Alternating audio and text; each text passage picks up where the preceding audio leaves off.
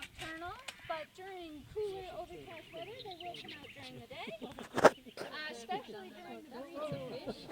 Ladies in particular get quite territorial during the breeding season, and so you'll often get your They'll come here only.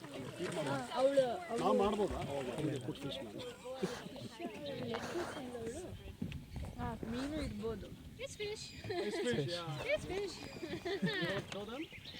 I'll throw them. Yeah, no worries. So welcome everybody. My name's Lindsay and I'm a wildlife officer here at Tidbinbilla Nature Reserve. And one of my many roles and responsibilities are to feed our lovely pelicans. But there are a few other things to see here today as well. Directly across at 12 o'clock you see a little white and black fella on a log over there. His name is Garfield and he is a little pied cormorant. They are native to this area, and we got Garfield in 2012 from the RSPCA. So a member of the public took him to the RSPCA because they noticed he was injured. Sadly, one of his wings is so badly damaged he can no longer fly. So we paid for his care and rehabilitation and adopted him here at Tidbinbilla. There's a little black musk duck roaming around down there in the reeds.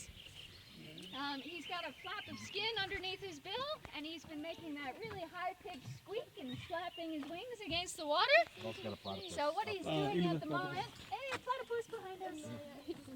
Oh, he'll come back up. But what Ripper is doing is he's actually displaying or trying to attract himself a female.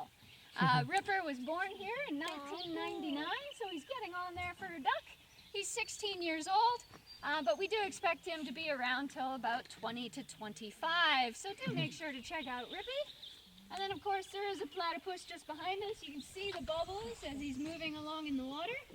Platypuses like us can only hold their breath for about a minute, so this fella will have to resurface. There he is. Yeah, that's... Aww, he's nice. So you can tell they're not very big. From beak to the end of his tail, he's only about 30 to 35 centimeters. They're very light in weight. They weigh less than a kilogram. And he is what we call a monotreme.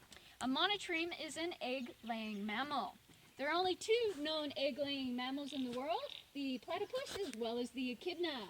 And both of them can only be found here in Australia, so we're a bit unique that way.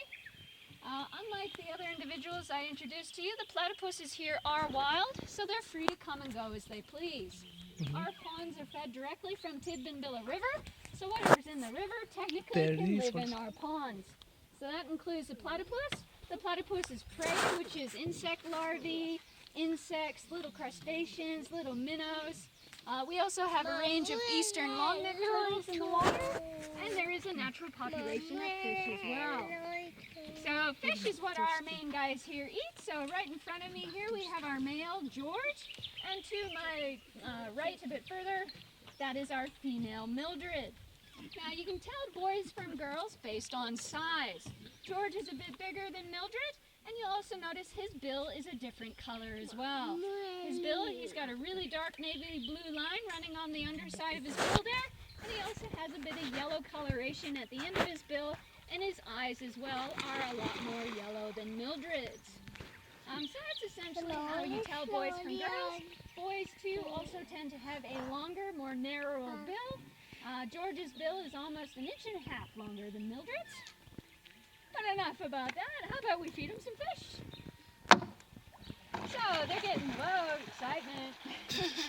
They're getting fed. You know this process? You feed every day? Yeah, we sure do. Even though there are natural fish in our ponds, it's a bit hard for George and Mildred to catch them themselves. The reason for this is because this species of pelican out in the wild will hunt as a pack, will hunt as a group. And they will corral a school of fish into a blind end or into shallow water, and using their bills like gigantic nets, pick up their prey one by one. So it's a bit hard for George and Mildred to do that by themselves. There's only two of them, so that's why we take the opportunity to feed them every day. They also have a very healthy appetite, eating anywhere between 1 kilo to 2 kilos of fish per day. Now considering they only weigh 8 kilograms, that means they are consuming 10 to 20% of their body weight per day. Could you imagine that for us? That would be like us eating an entire leg. That's a lot of food. So So out in the wild, these guys do predominantly eat fish, and that's what we predominantly feed them here at Tidbinbilla as well.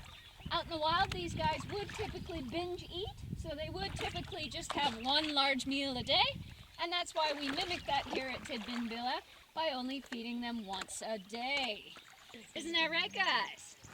So today they're getting some red spot whiting, but we do feed them a variety of fish from different areas because different fish have different salts and minerals and vitamins, and by feeding them a variety, we give them a more balanced diet. Of course, we're a bit cheeky here as well, and we will actually hide some vitamins down the heads of the fish. So because they swallow their fish whole, they don't even realize they're taking their vitamins at the same time. It's kind of like cheating when you want to give your dog a pill and you stuff it in a bit of meat or stuff it